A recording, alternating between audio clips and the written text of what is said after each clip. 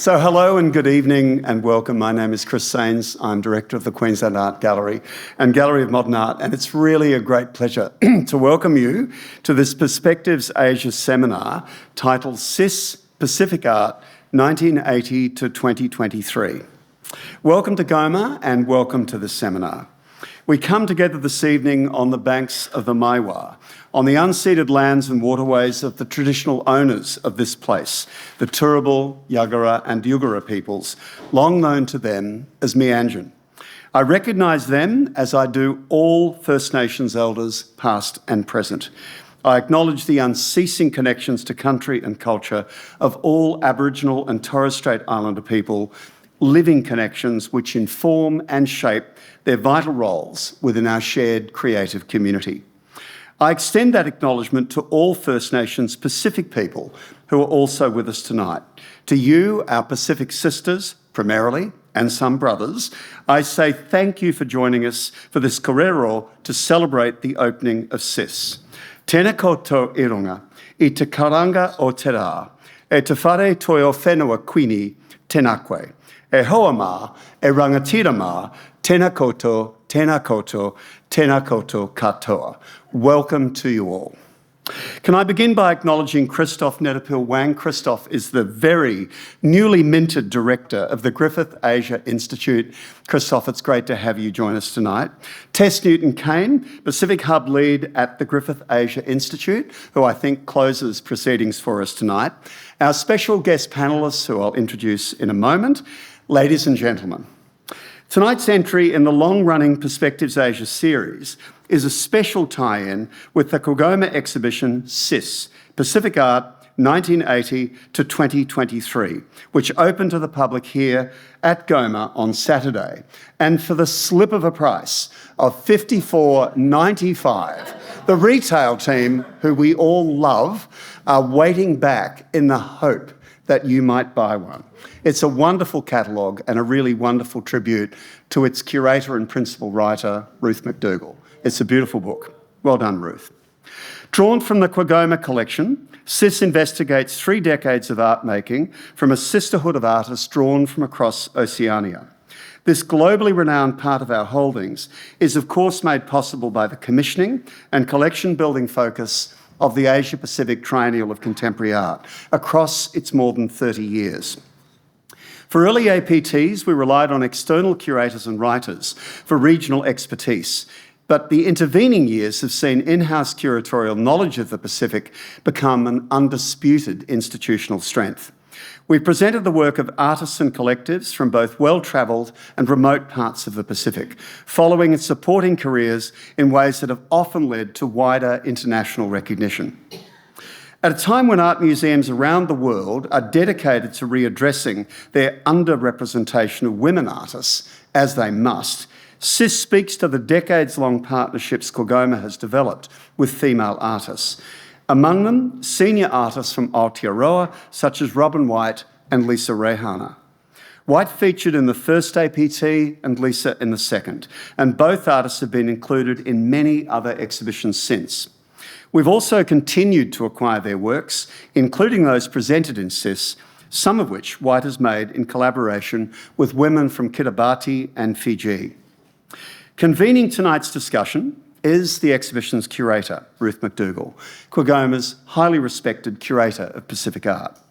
Ruth has worked as part of the Asian and Pacific Art Department since 2003 and has built intimate working relationship with artists and communities right across Oceania and its diasporas. In curating CIS, Ruth has built on an earlier collection-based exhibition, Number One Neighbour, Art in Papua New Guinea, 1966 to 2015, which we staged at the QAG in 2016. Working alongside Ruth on CIS were Ruha Fafita, Curatorial Assistant, Pacific Art, and curatorial volunteers Moali James and Emily Nguyen Hunt. Please join me in acknowledging Ruth and her team.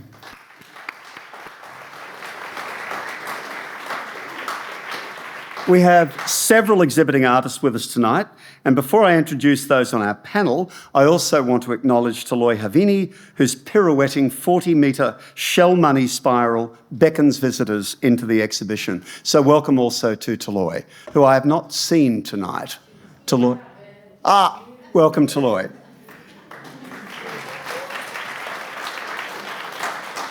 Can I now welcome the panel? Sister Specific, aka Rosanna Raymond. Rosanna is a producer and commentator on contemporary Pacific culture in Aotearoa, New Zealand, and internationally. She's a member of the celebrated Pacific Sisters Art Collective and is known to QAGOMA visitors as the founder of the Savage Club, an organic collective of Pacific artists, musicians, writers and orators who made a huge impact as part of APT8 in 2015. Many of the kaupapa, or principles and ideas, that have guided the development of SIS flow from our team's experience working on projects exactly like the Savage Club and the generosity of artists like Rosanna. Welcome also to Rosanna's son, Salvador, who supported Rosanna in the deactivation of Backhand Maiden II, which formally entered the QAGOMA collection earlier today in a very powerful and very moving ceremony. Please welcome them both.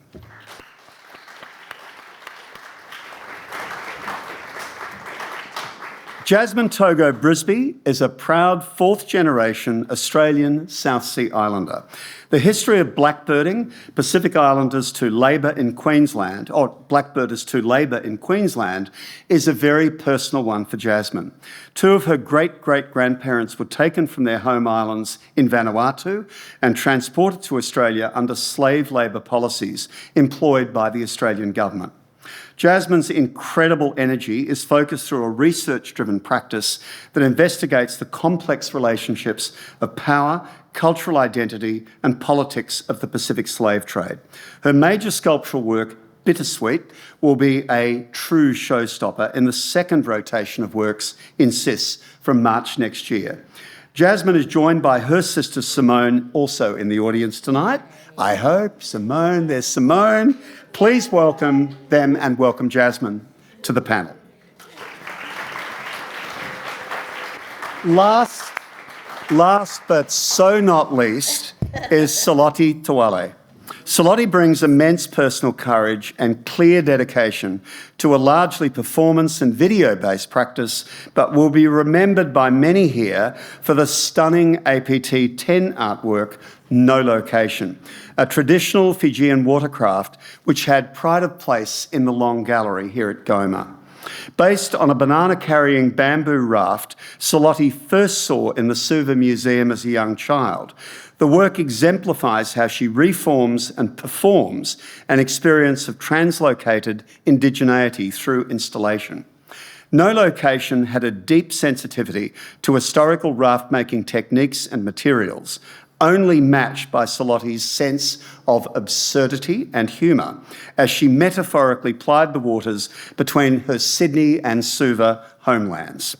Salote is a primary investigator to an Australian Research Council project focused on structural change in museums and is a lecturer in screen arts at the University of Sydney. While Salote's mum Margaret and sister Ella are not able to be with us tonight, they are equally beloved members of the Pacific arts community here in Australia. Please welcome Salote. And please welcome Ruth as the convener of the panel. Thank you.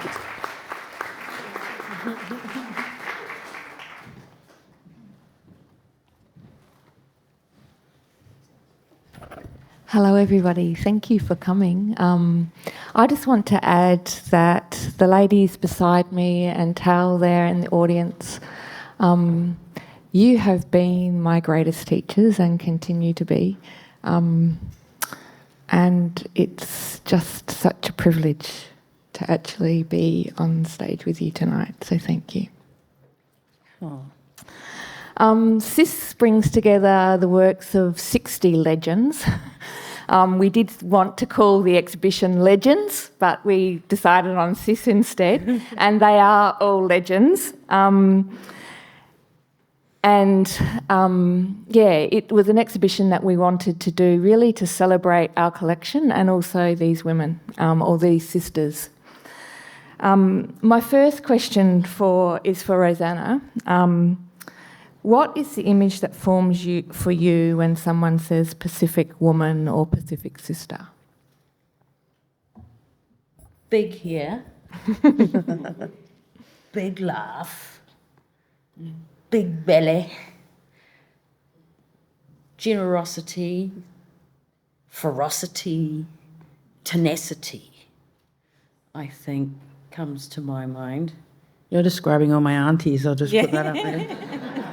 I know, right? We're like the baby ones. We're the practicing ones. Yeah. Yeah. But growing up, I didn't see... Well, I saw them with our aunties, but not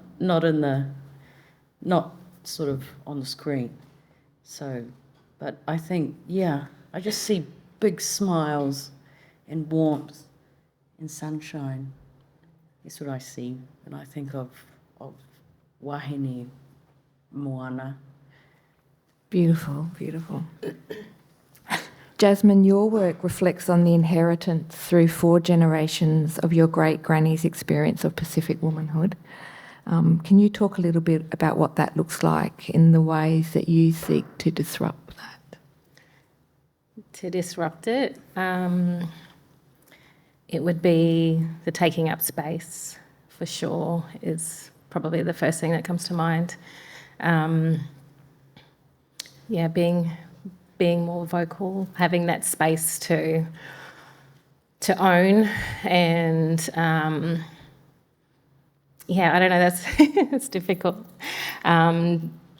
because there's a big part of me which doesn't disrupt that at all. Do you know what I mean? So I think it's through the work where the disruption happens, and that's probably why things like this are more difficult for me, because I do all of that through the work, the disrupting. Because my nature and way of being is just like so much like my mum and my aunties and my grandmother, although she's quite loud. But yeah, so it's... Can you share a little bit about the story of your great-granny and what her history was? Yeah, so both of my maternal great-great-grandparents were taken from Vanuatu in 1899. Granny was 8 years old when she was taken, and she became acquired by this Sydney wealthy aristocrat family called the Vonderlicks, and she was groomed into being their house servant. And grandfather at some stage became their gardener. So my mum was raised by Granny because my grandmother had to go back to work. So those stories of my great-great-grandmother's life were, like me and my sisters, we were told these stories as we were being raised. So they're a big part of us, and we've always known that. But yeah, it's complex. Yeah, that's it. Yeah. Thank you. Salote, I'm wondering if you might speak to some of the ways in which you engage with ideas and experiences of gender in your work. Sure. And even though you did send an email with this question, and I did think about it, I find myself wondering what I thought about yesterday. But I think really, like, Bell Hooks talks about you can't really speak about gender without speaking about class, without speaking about race. And so I think, and that's experiential, isn't it? Like, so a lot of my work is positioned with how I experience the world and my thoughts on or feelings on gender. And I think maybe a saving grace for me is that because being like part Pacific, being a bit of a tomboy, queer at heart, I guess I never really fit into or wanted to fit into a mould of femininity or masculinity or anything in particular. It just didn't feel like anything properly kind of fit. And so I think, and I think that I've approached all of my research from that position, if that makes sense. So when I look at things that are gendered in history, I'm looking also at like the context of that, and in that context, what relates to me and what doesn't relate to my feelings. And it's not just feelings like, you know, hey, I feel like this today. I think it's also those feelings that are arisen of being a conduit of the between the past and the future, as we all are, as we sit in this room. That's how I believe. One of my favourite works of yours, because it reminds me of what a star you are in the karaoke space, is I Get So Emotional, where you actually move between genders, positions. I think it's also, I wanted to be in a boy band, so I also exist within multiples of that. I mean, do your research, Ruth. No, just kidding. I think also in that it speaks to this idea of like speaking about class and race as well in relation to gender and fitting in with that. My mum was a missionary heading back to South America, and she stopped off in Fiji just for 6 weeks. And that didn't work out. She stayed for 6 years, came home with a present. I mean, she was married. It was all proper, guys. Yeah, and so I think, I used to kind of feel a bit, when I was growing up, I was like, oh, why can't my name be Elizabeth, you know? And in actual fact, it's really just been the underpinning of my whole arts practice, you know, which has been great. So Sis features works by artists with culturally sanctioned non-binary gender identities such as Whawhawhine Yuki Kihara and Mahu Wahine Lehuakia. The title Sis likewise was selected very carefully to try and not to privilege any one language, and also to try and expand audiences' understandings of gender across the Pacific. This isn't something new. The Pacific Sisters that Rosanna was a founding member of were doing this many, many years ago, and celebrating the vibrancy of gender fluidity in the Pacific. In the absence of Yuki, who I'm sure would have much to say, I was wondering if any of you felt able to speak to that current lay of the land, really, in places like Aotearoa in Auckland and here in Australia, around those understandings and how much work still needs to be done. Small question, Ruth. Rosanna? Well, a lot has changed in the very language that is used with gender, as we know. A lot of us are learning new ways of speaking to our younger generations. I mean, for the Pacific Sisters, we use sister in a really non-binary sense, even back then, but we were sort of more, when you look into our actual language, there's the term ia, ko ia. I am, him, he, she, them, they, everything's. And I was my grandmother, because my grandmother was from Samoan. She'd go tell him to get the thing, and I'd be looking at my girl cousin going, Yeah, I know. Yeah. So, and then I realised it was in the language, and that our actual, even our language, even things like, you know, you talk about gods and goddesses. Well, we have atua, and the atua are this beautiful space where all can be encompassed. Or if you look at a genealogical body that holds all the genealogy of your ancestors, then it's actually, for me, this is when I started to kind of de-binary my own self, when I was looking at myself like a genealogical body, then I've got all the genealogical matter that's both male and female. So I really look at the body as the space that contains the male, the female, and the spaces in between. So we're not talking about genitalia, and now it's really confusing. I'm like, I don't want to get cancelled, so this is like, but for me, I think within our own culture, we have tools that can address this.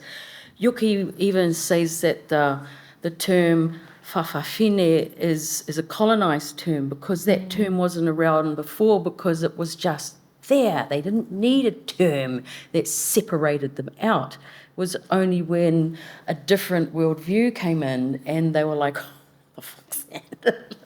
That this to be like a woman, and it's not like a girl, it's to be like a woman, which has got all sorts of other interesting overtones to it as well. That I really enjoy the term mahu, because again it's still, whawhawhine, whawhatane, it's still binary. It's still like there's the guy and there's the girl, and you do the girl things and you do the guy things, and whereas the term mahu is a really beautiful spiritual term, that refers to the healing aspects of this other space that you can inhabit that doesn't relate to your genitals. And it's still, to me, the most sort of, it's the term that can hold all those expressions of gender. Yeah, and people used to get really confused when the Pacific Sisters would turn up and half of us, had different genitalia. But I think it's a wonderful lesson and offering that we can, that maybe give to the world at large in terms of unpacking cis, and and it's really confusing. So I thank God it's not with a C. It's a different meaning, isn't it?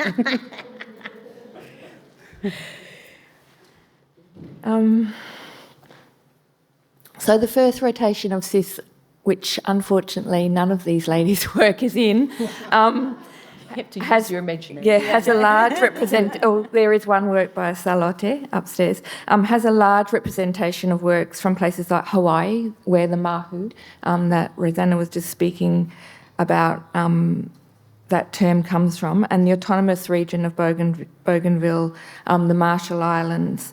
And a lot of the works in this rotation engage with ideas of sovereignty and self-determination, particularly in relation to land and political decision-making.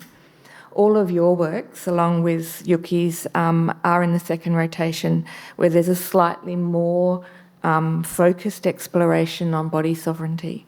Rosanna, can you talk a little bit about how this manifests in or through your work, Back Handmaiden, the second and third? Or Back Handmaiden in all her iterations? What happened to the first? I'll ask that later. Oh, yeah. No, that's a good story. It is a story. It was a shameful story of neglect.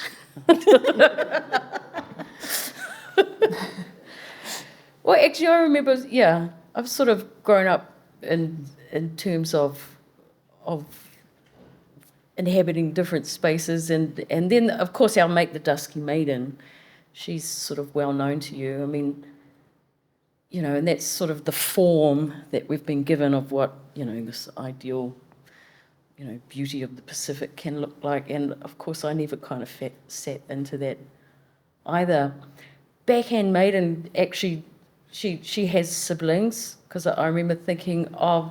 Oh, and also during the 90s, the Dusky Maiden became really, not popular. She was so, she got cancelled. She really got cancelled. For what? Just for being and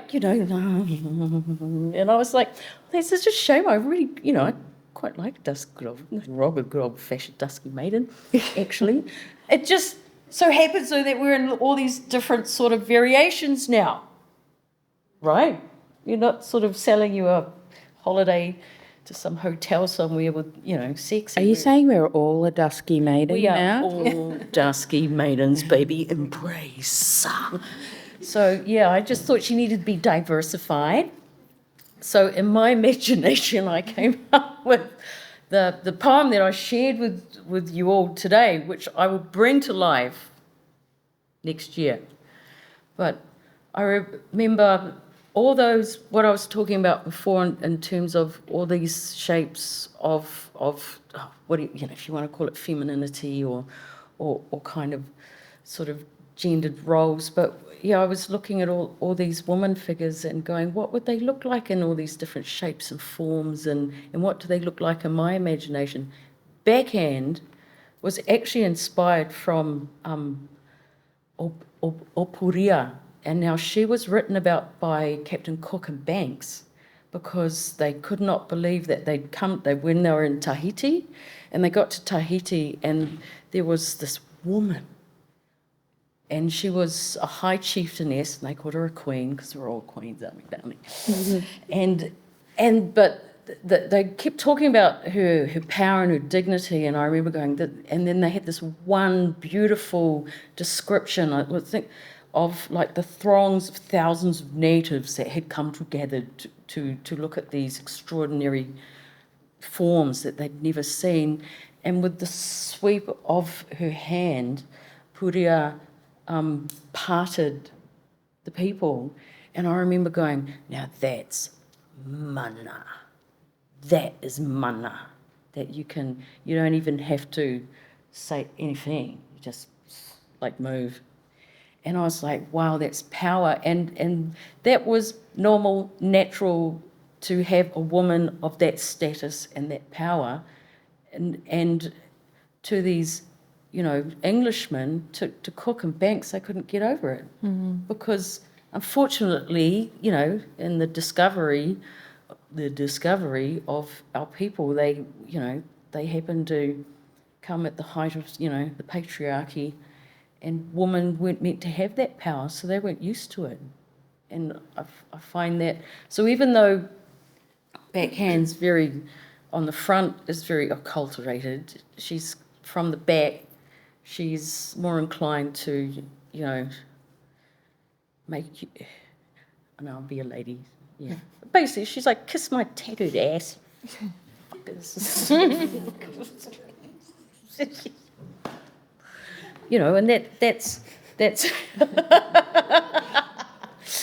but yeah, it's important. I think there's a lot of, we're saying that, but in really different ways, right? Yeah. Yeah. You just do it on roller skates. Two left ones, yeah. I remember in when you were developing the Savage Club for APTA, and there was a conversation around about being dressed and undressed, around nudity, and the whole conversation around the marks or your tattoos as being your form of dress. Please define nudity, I remember saying, when somebody else is judging you with another set of cultural values, and then they're sort of pigeonholing you in a particular space, and especially one where the bare skin comes with a whole lot of guilt and sin. So, we've been trying to kind of recenter a body that is an ancestral body, that carries the marks of the past, present, for the future. That moves differently now than it did pre that shame. And so that's very much a loss of cultural understanding also.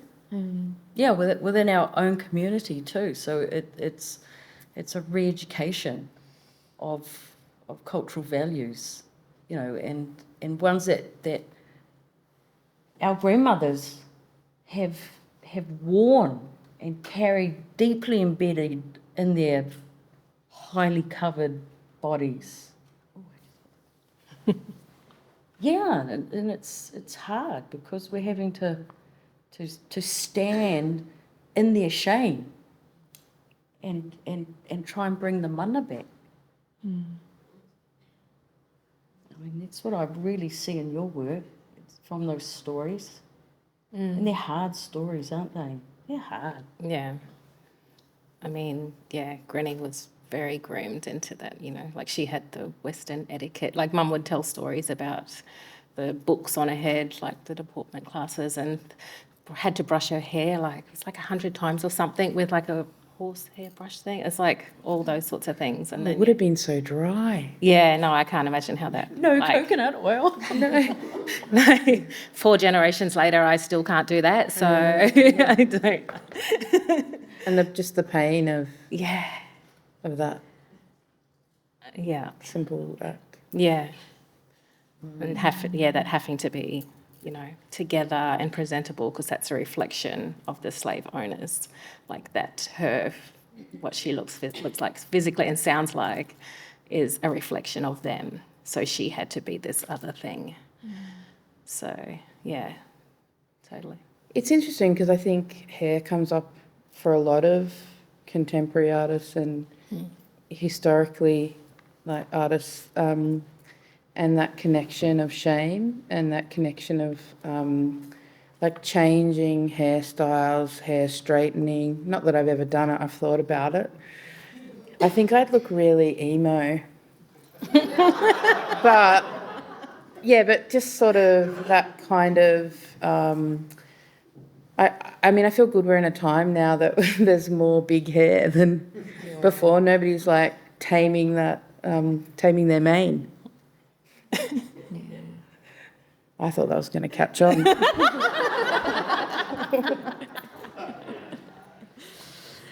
But so she went to like deportment classes and... Well, yeah, like she taught mum, or my mum had to do it, like, and polishing silver was like something my mum had to do on Sundays, and like my mum was raised in the way that Granny was groomed. So, yeah. It's a grooming time. 100%, yeah. She was very young. So then maybe in the connection of what we all try to do, there's this recognition of the loss of something and like how it doesn't mean that, sorry, I'm just thinking about it as I go, but of course there's stories that are lost and histories that are lost in something like that. There's new ones that are made. Mm-hmm. And then there's also these connections to the unseen that we just respond to, that comes up as maybe a commonality in the works in the show as well. And perceptions of like how we are seeing ourselves being perceived, as well as, us recognising the... combating these ideas of shame and trying to rise above that. If that makes sense. Perfect. Thanks, sense. buddy. When you're talking about body sovereignty, though, it's one thing. Just in terms, like the whole history that your work, Jasmine, engages with of slavery, where definitions of slavery is the ownership of another human being's labour. In the case of the Pacific labour trade in Australia, many islanders lost autonomy not over the conditions and circumstances of their labour, but also their bodies. And Bittersweet, which is the work that will be in SIS, speaks to the tragic consequences of this. I was wondering if you could share a little bit about the background for that work, where it came from for you, maybe what it looks like, so we can... everyone can picture it. Oh, yeah, I'm great with with words, right? So we were supposed to have some slides, but I don't know what's happened to Bittersweet is constructed out of unrefined sugar and resin, and they're life-size human skulls, which are sort of piled in a heap. There's over 100 of them, and... that's what it looks like. It was 2015, and Imelda, you're going to correct me if I'm wrong. I told her today when she was like, "Are you running late?" And I was like, "Probably." I was like, "What's time? It's just numbers that move." And So I think it was 2015. And sorry, this is what I do. I go between humour and really tragic moments in my practice. There was a mass grave of our ancestor's body uncovered in a Bundaberg plantation, and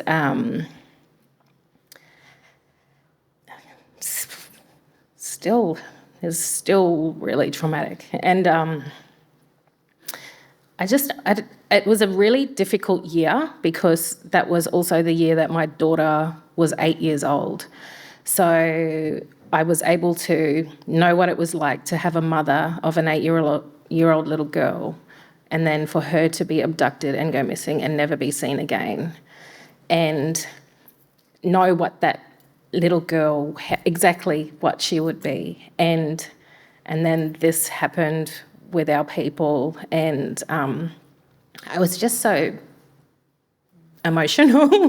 And I remember I couldn't sleep one night, and I, for some reason, got up and jumped on my computer and started looking at the sugar websites, so like Colonial Sugar Refinery, which is Chelsea Sugar Refinery, and Australia Sugar, Mackay Sugar, and they all had these history sections on their websites, but they were all post-White Australia policy. So when all of our people had done all of the work and established all these sugar plantations, and then they were deported, then, because they wanted the jobs for white Australians then.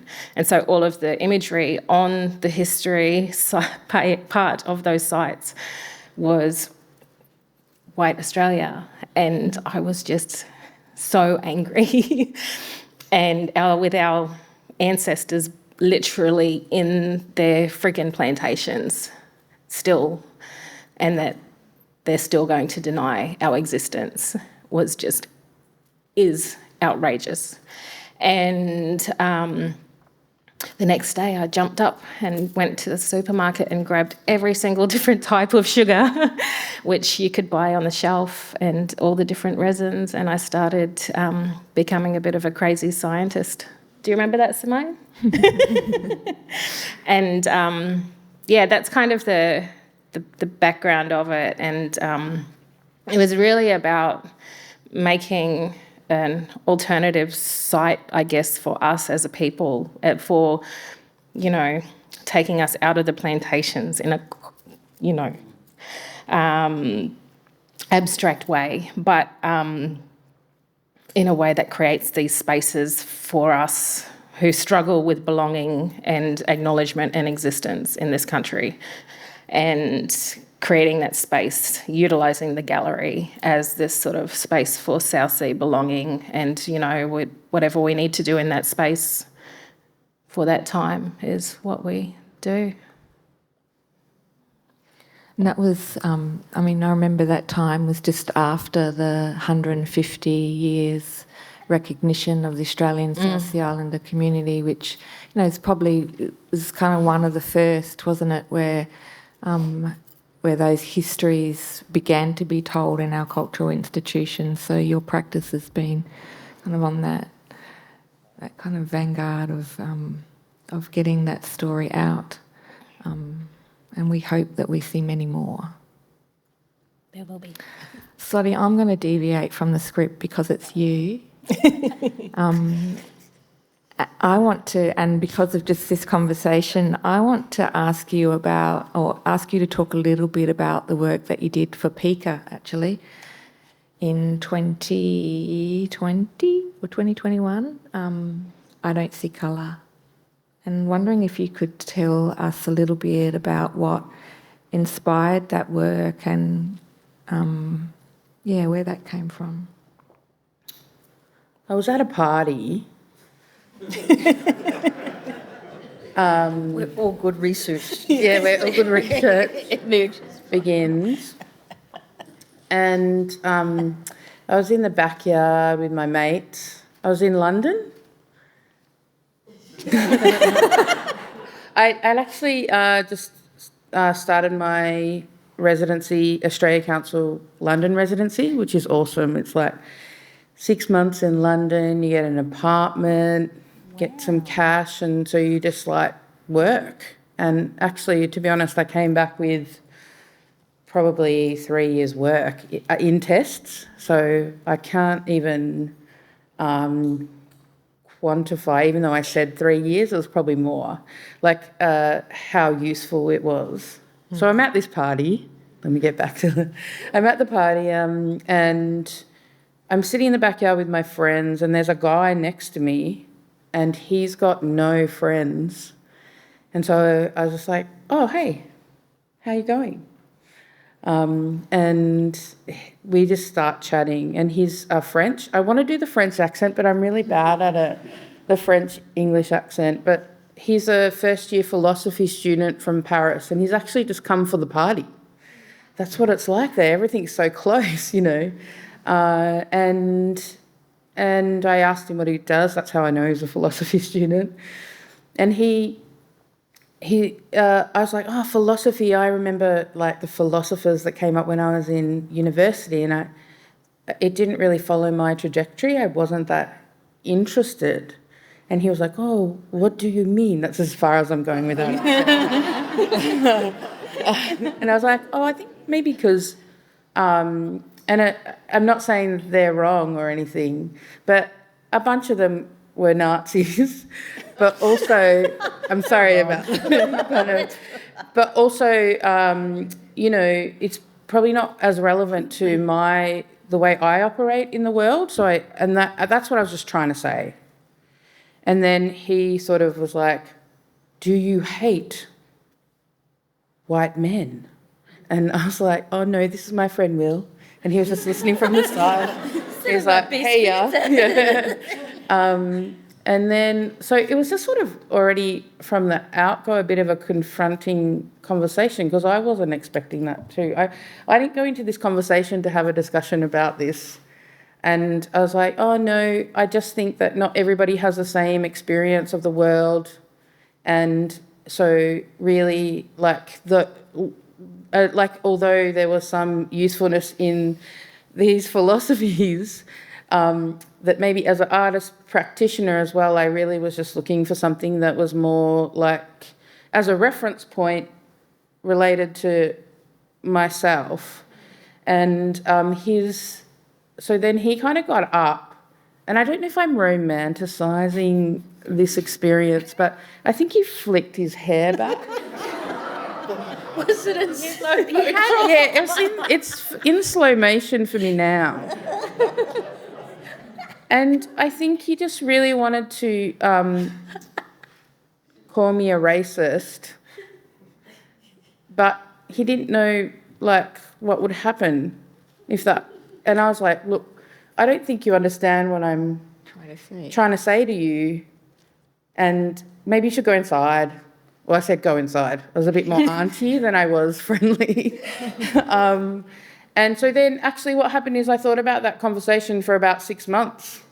And then also there were a whole lot of other conversations happening for me at that time, because I was there researching Fijian objects in the Cambridge collection.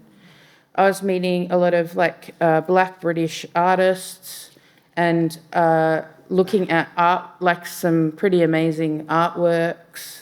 And what else was I doing? I was eating a lot of, you know that British cuisine always has to have a relish? I just want you to think about that. Like, it always needs something to make it taste better.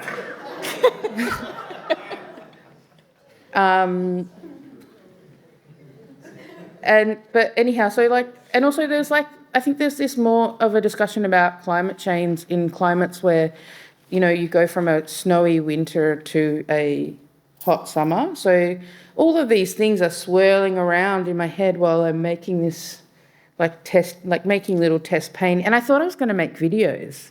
That's the other cool thing about a residency. You go, okay, I've got my camera, I've got some, I wanted to say CDs, which just says my age, but actually I meant SD cards. And then I didn't really ever use it. And I just was making little drawing and painting tests and living the real, studio residency life. And so I guess this show came out of that. Actually, I missed the most important part. Sorry, there's a lot of holes in my story. But before he went out back inside, he was like, "I don't see colour," is what he said to me. And I think that is, I don't know, maybe he felt like that was okay, because it was like saying, I'm going to absolve myself of the histories of the world. And it also is saying to a person of colour, I don't see colour, is like, I don't see that there are different experiences of class and race and gender in society. I'm lumping it all in together because I think it is all in together. And so I think that that comment, and then so I think my response was, hey, who do you think's cleaning the streets of Paris? Which, I don't know, I didn't have much time to think about. But I meant it. Like, I was like, also, like, you know, Paris, like, famously had all of these curfews for people of Arab heritage. They had to be home by, I think, 8 o'clock or something like that. And also just, like, all the refugees coming to town. But also, I've noticed, does anyone notice that this is going to be contentious? But a lot of homeless people in Paris have really good jumpers. I think there's a lot of, like, hand-me-downs there's some really nice... I know it sounds like I'm trying to be funny, but I was like... What are we talking about? I think I've gone off page. I've gone off book. I'll come back. Everyone's like, Salote, you've gone too far. But, you know, I think is this being recorded? Yeah. It's gone live. Okay. Well, I'm just saying it was an observation. I'm sorry. What I wanted to pick up... Oh, sorry, yeah. What I wanted to pick up with asking you in particularly about that work, I remember many conversations with you as we were working towards your work for APT. Oh, yeah. Around the sense of anger, again, that was and just the emotional labour of having to deal with that, which I think happens in all of your work.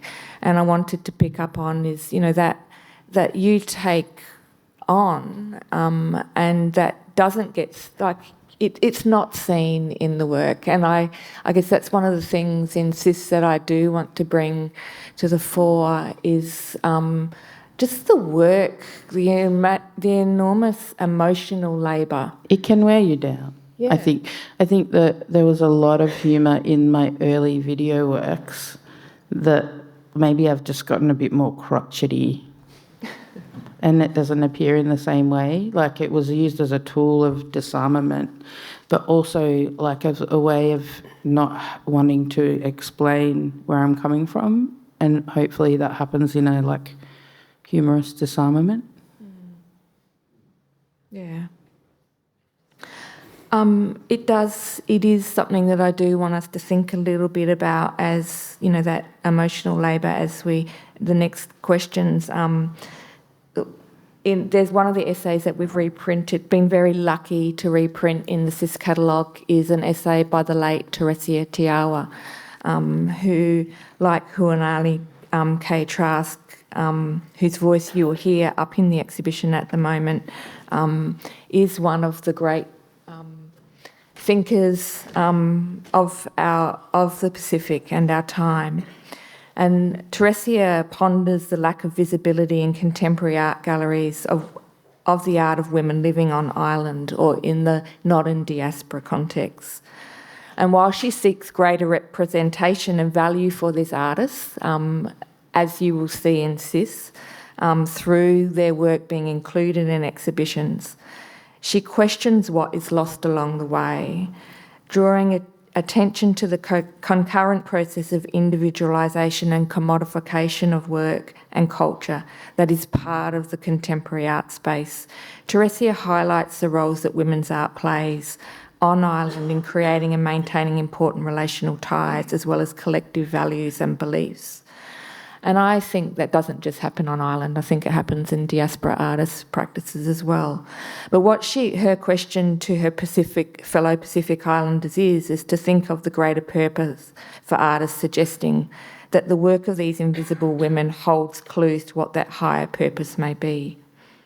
And Rosanna, while you situate your practice inside a contemporary art space, you very deliberately, and we've heard a little bit of that tonight, reject those processes of commodification and individualisation, and you anchor your practice in that idea of a relationality, and in particular Samoan ideas of va. I was wondering if you could share with the audience a little bit about what va is and how that underpins your practice. The va. People are even taking piss out of the va now. I know. But I keep going, va is for life. Okay? I think it's, yeah, anyway, we'll talk to Victor Roger later. But yeah, no, well, the va for me helped me to actually just helped me to understand, it gave me a vocab. It's my son laughing, is it? No. it's my sister. Yeah. It's, I think it was your sister and Taloi. yeah, and that's how. But I was actually laughing because my son came up to me and he's like, "Oh my God, even my name's got a va in it, Mum." Oh, it does. Salvador. The va. Okay, cereal. Va blah. It's like, I know the va blah. It's become a really important way for a lot of us, especially outside of village experience, to sort of grow and develop and actually kind of understand something that really isn't needed to be explained in the village. I think it's one of our great thinkers, Iu. He went to the village and asked in his research about what is this va, and a lot of the villagers were looking at him going, well, what sort of va? Like, bro, like what do you mean the va? But for a lot of you who may not have come across this term before, I'm going to talk through a very ethnocentric Samoan lens here. But for us, the va is this active space that connects people and things together. So that's it. It is most basic. I mean, what sort of va are you talking about? I think it was encountered 43 different types of va. So, and the original va, or the va tapuia, which connects you to the creator, then all that's created, helped me understand that it's our place in the universe, but, you know, and things. That then there's the va that between you, that actually where you understand your place. So it's not a linear space. So it's not in terms of like this linear space. It's a really active space that builds on relationships, and then how these relationships must be maintained and sustained. So I first heard the word va sitting in a room in America, in Salem, through a Tongan. Wow. Yeah, kavita. And what he was explaining helped me understand a whole lot of my behaviour. It was really like, because the English language could not give that to me, actually. It was one of those, you know, and being born in New Zealand, being born in the diaspora, and not having a village sort of experience, I realised that, you know, we're totally creating these villages within our urban environment, and that's okay. Because when I was growing up, we had terms like authentic, hybridity, half-caste. So all these labels are constantly put onto you. When I was looking at the va about this relational space, and it's about your relationships and how you maintain them, I started to kind of imagine this va that needed a body to enact. So it's a doing word. Va is a doing word.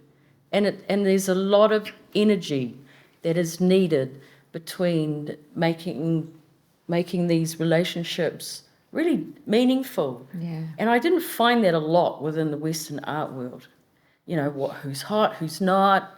You do a show and you meet a curator and they're like, blah, blah, blah, that's lovely, stick it on the wall, or maybe you give me some money and I give you my artwork, and then that's fairly interesting, and then they're on to the next and the next and the next as they're climbing up into their positions through an institution. So, you know, that particular form of the art world I have absolutely no interest in whatsoever.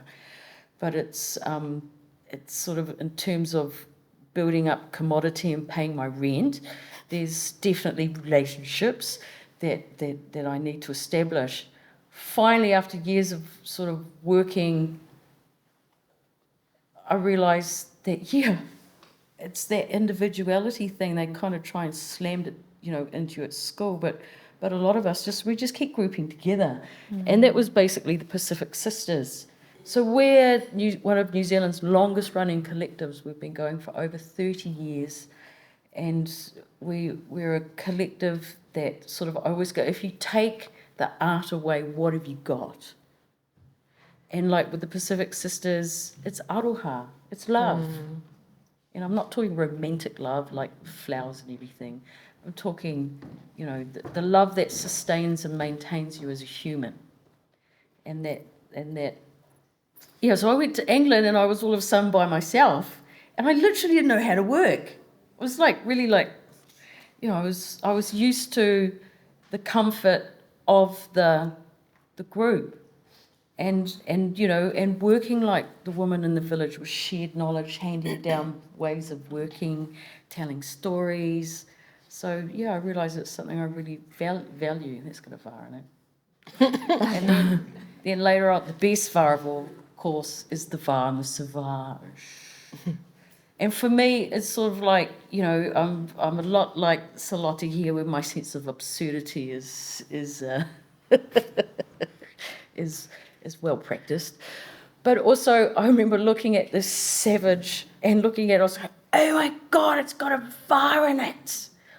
So I was actually literally thinking, what happens if you actually recentered the var in the savage? Then what does it do? Then what does a savage become? What does that mean? Who is looking at who? And how can you unpack and unsavage the human through the Western lens, when you're putting the relationship right in the middle, dead smack in the middle, and then I came up with all sorts of activations and yeah, anyway, that's another putting the var and the conservation. In terms of museums, you know, they're constantly looking at the physicality of an object. Whereas if you put the var into the conservation, then you put the relationship in the centre, and you're working with a living, dynamic relationship, and you're not just framing something in the past. So the var has become really valuable, yes, it's got a var in it, to me in terms of my practice and what it does. And I think Ruth is a really important example of a curator who works in the var.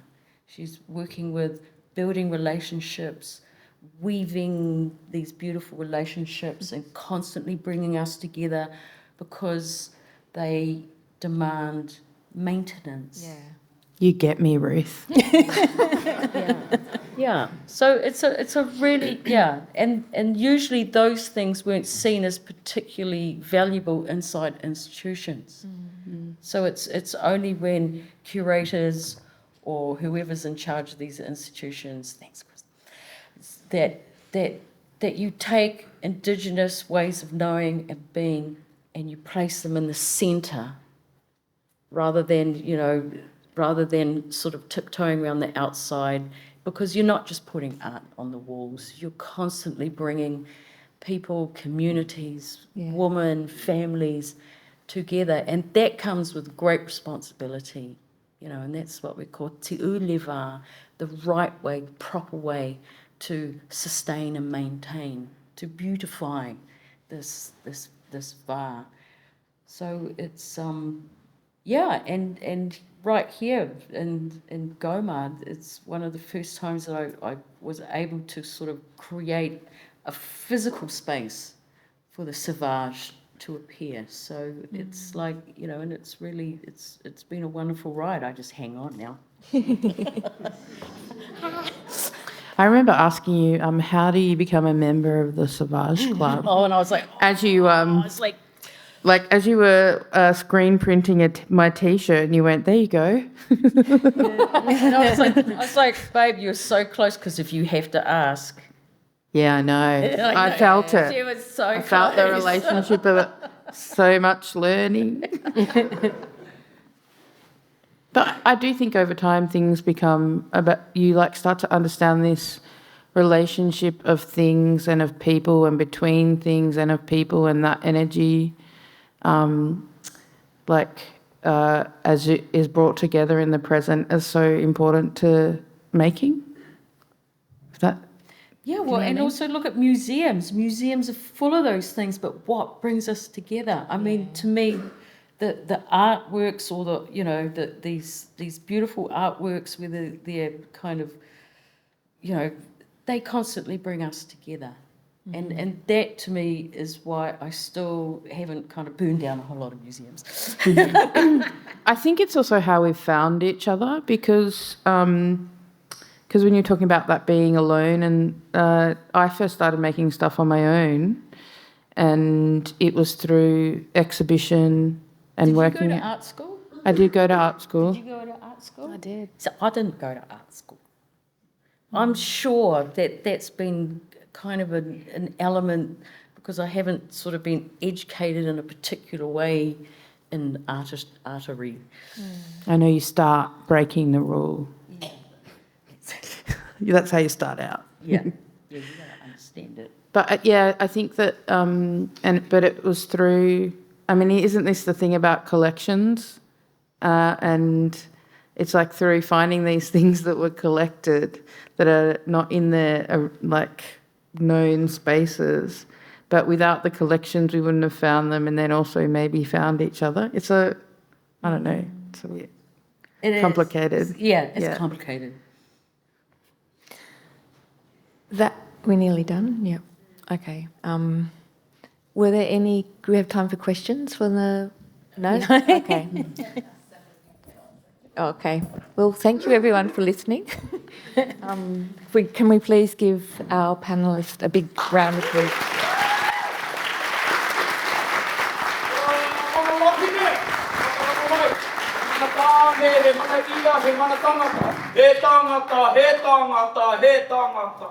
O no iwi take maranga akira ngari wa toi take maranga akira wananga hio te matauranga karawhiua o paki waitara kore no hia raranga siwa ka titiria ka poupoua hikiti a tehi me te wana Tu heru hapai, mahunga tiki tiki, hone, hue, taikie.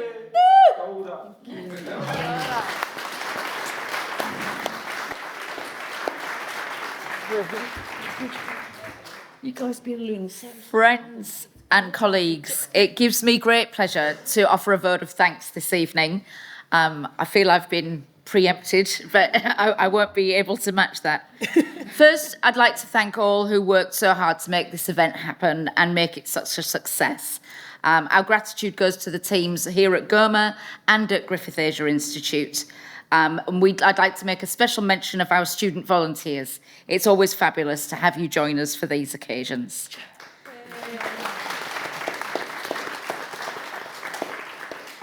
And secondly, to you, our guests, thank you for being here this evening to hear from our panel. We deeply appreciate the community's commitment to supporting these events. And I hope that you found this evening stimulating, informative, and above all, enjoyable. And so to our panel, Jasmine, Rosanna, Salote, and Ruth, who have so generously shared their wisdom, their thoughts and their observations with us. Too often, the Pacific Islands region is painted as one of deficit or of limitation and weakness. However, you, ladies, have shown us a depth of knowledge, cultural and creative expression, and artistic expertise that belies this trope. Through your works that'll be exhibited here at GOMA, and with your words here this evening, you guide us to see and appreciate the diversity, vibrancy, and energy of the Pacific that prompts us to develop a better, deeper understanding of the near neighbourhood, and for that we are very grateful. We are in awe of your bravery as you take up space to bring back the mana and the va of your ancestors. And we thank you for sharing these precious and sacred spaces with us. Kelsey has a small token of appreciation from us for each of you. As she hands them out, I would like to say to you, tanku Tomas, Fafatai Lava, Vanakavak Levu, and Nami Nu Kiako. Sorry, Ruth, Aotearoa is not in my lexicon. Friends and colleagues, please join me in showing our great appreciation for this evening's speakers.